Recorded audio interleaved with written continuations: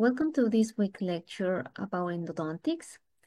In this week, we're going to talk about the instruments that we use for almost every endodontic procedure. It is true that endodontic instruments can have many instruments in the setup. However, in this lecture, we're going to review the most common ones for you to familiarize with them. First, we're going to start with hand instruments. In hand instruments, some of them may be already familiar for you. We're going to have the endodontic explorer, endodontic spoon excavator, spreaders and pluggers, and click number 1. Let's take a look at each one of them and how do we use them. The endodontic explorer, it's used to locate the openings of canals. It has a long and tapered end. It's double-ended, sharp-pointed. It has sharp-pointed ends. As you can see, usually the endodontist, once makes the opening in the coronal part of the tooth, may need to find the canals to find every root of the tooth. For that purpose, the endodontic explorer is very handy to localize these openings. Another instrument that we usually need for endodontic procedures is the endodontic spoon excavator. The endodontic spoon excavator or spoon excavator is double-ended, and the difference with the other ones that we use for operative procedures is that this spoon excavator has a long shank. It's used to remove caries, pulp tissue, or temporary cement. As you can see, we need to go deep into the coronal part of the tooth and we can use the spoon excavator to remove decay, cement, or pulp tissue. The endodontic pluggers are used to condense good aperture and they have a flat end. The plugger, once we are finishing with the cleaning of the canal, we need to seal the canal. For that, we use gutta percha, and the plugger is used to condense the gutta percha into the canals. The spreaders, they are similar to the pluggers, but they have a pointed tip. They condense gutta percha into size of the canal. So there are different pluggers. Some of them are long, they have a long handle. Some of them, they are just used with fingers. Now, talking about files. The hand-operated files, we can have 4 types of files. The K-type file, the Handstrom file, the Römer, and the Brooches. Each one of them have a specific shape and use. The files are used to enlarge and smooth the canals. As you can see, these files, once we remove the pulp tissue and the infected tissue is out, we need to clean the canals. For that, we use the files to shape and smooth the walls of the canal. It removes necrotic tissue, and they all come with color code systems to mark the size of the file. The Römers enlarges the canal, is applying a twisting motion, and also comes in a color code systems that we are going to review later in this lecture. The barbed brooches. The brooches are similar to the files. They are used to remove soft tissue from the canal. Usually, these brooches are the first ones that we use when we want to remove the pulp of the canal. They are designed to cut tissue when pulled from canal, and they come in size from extra fine to coarse. They also come in color code handles. So what is this color code system? The color code system is a way that helps us to identify the size of each file according to the color.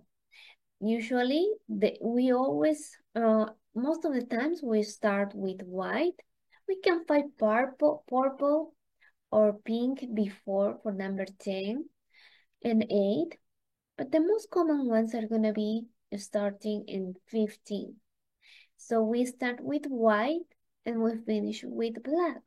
It's important for you to try to find a system to learn these colors. For example, I always remember in this way. I remember white, yellow, red, blue, green, black. White, yellow, red, blue, green, black. This means that we're gonna, when the dentist is shaping the root canals, the dentist may wanna start with the finest one. And as he or she continues to shape the form of the canal, it eventually moves to the next one and the next one until everything is cleaned out. Another instrument that we use is the Glick number 1 instrument. It's used to remove excess of gutta percha from the coronal portion of the canal, or is used to condense the remaining gutta percha in the canal opening. As you can see, it has two ends. This end is a sting, and this end is more like a spoon. You can use both sides in different situations. Now, addition to the hand file instruments, we have rotary operated files and burrs. The most common one that we use for endodontic procedures are the Gate-Glidden burrs and the peso files. We are going to see rubber stops and paper ponds that we need to set up for endodontic procedures. The Gate-Glidden drills or files are used with low-speed hand pieces. As you see, it has the latch attachment here on the end that is going to attach to the low-speed handpiece. They are long shank and elliptically shaped with blunt football-shaped ends. They come in 6 sizes, and usually the size of the end is going to be marked here on the notch of the shank. This is size number 1, number 2, 3, 1, 2, 3, 4, 5, and 6. These sizes are going to indicate how thick is the working end of the Gate-Glidden file. Now, similar to this, we have the peso files. The peso files have a parallel cutting side. The difference with the Gate-Gliddens is the Gate-Gliddens are only have the working end in this part. However, the peso is long and parallel. They also are going to be attached in the low speed handpiece. They come in various sizes and they are used to prepare the canal for post or to reduce the curvature of canal orifice for straight line access. What does it mean? That sometimes the canal has a curvature that will make difficult the entrance of the file. If we want to straighten it, we can use the peso file to straighten the opening or the entrance of the canal. The sizes are going to be also indicated here at the notch of the shank. The rubber stops. The rubber stops are very handy because they are used to indicate the length of the root canal. What does it mean? That every tooth has a length, and all of them have different lengths that we need to consider when we are working and introducing the file into the canal. If we ever go deeper or beyond the apex of the root, the patient may have a very, very hard sensitivity, and we may be perforating the bone of the patient. And we don't want to do that. That's why we are going to use these rubber stops to indicate until which length we're gonna introduce the file in the root canal. They come in different colors, and they are introduced to each file according to the color we are using. Another material we use in endodontics is the paper points. Once we have cleaned, we have removed every dust from inside the canal, we wanna dry the canals. The canals are gonna be dry with the paper points. They also come in different sizes. We can also use these paper points to place medications or to take cultures when we wanna test any bacterial process inside the canal. The gutta percha. The gutta percha is used to obturate or fill the canal. They are heated and placed into the canals. Then we condense with the spreader and pluggers, as we already saw. And the removal of the apex of an infection surrounding tooth. They are used to remove of apex and infection of the surrounding tooth. This is usually the presentation they come. As you see, they also come in sizes and color code system, which means that for every file, we can correspond the size of the gutta percha. If the dentist finishes preparing the tooth with the file number 30, that means that we are going to use a size number 30 of gutta percha to obturate the canal.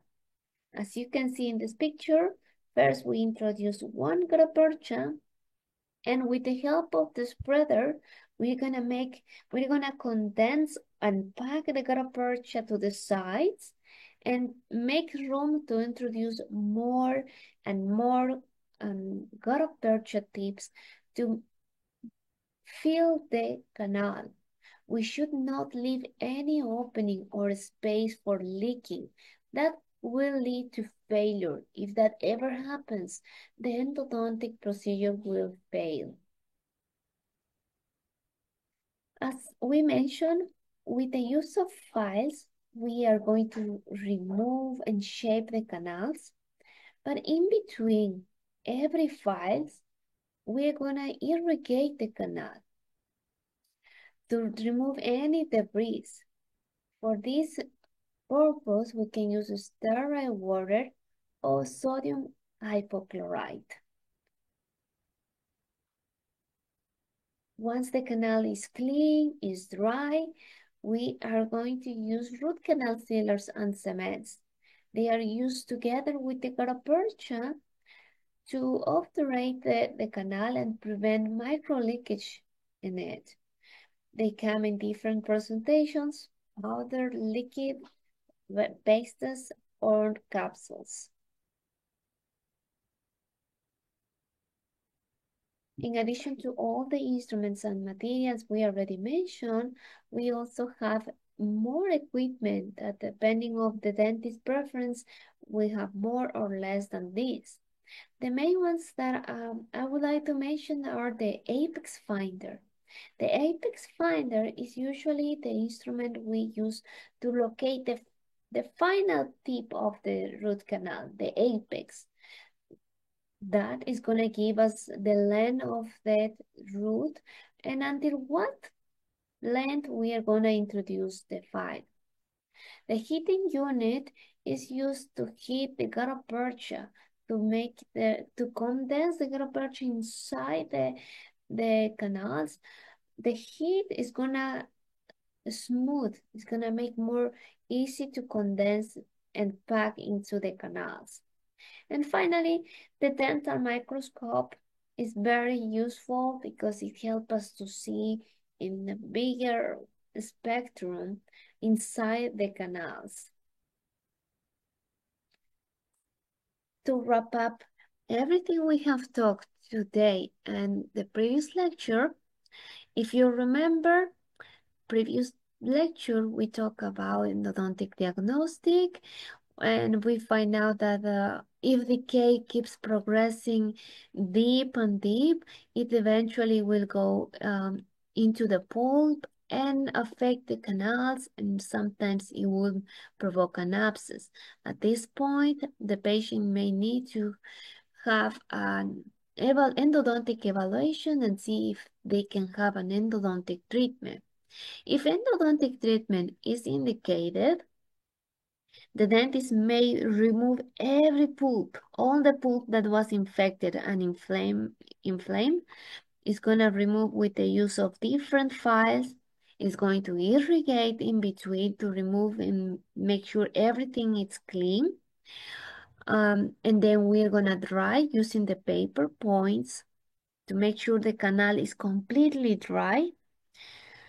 And finally, with the use of gutta-percha and sealer, we're gonna seal the canals. Look how the gutta-percha is meant to be only in the canal, not in the coronal portion of the tooth, only in the canal, because in the rest of this part that was left empty, we're gonna fill it with the core buildup and cover it to seal everything with the crown.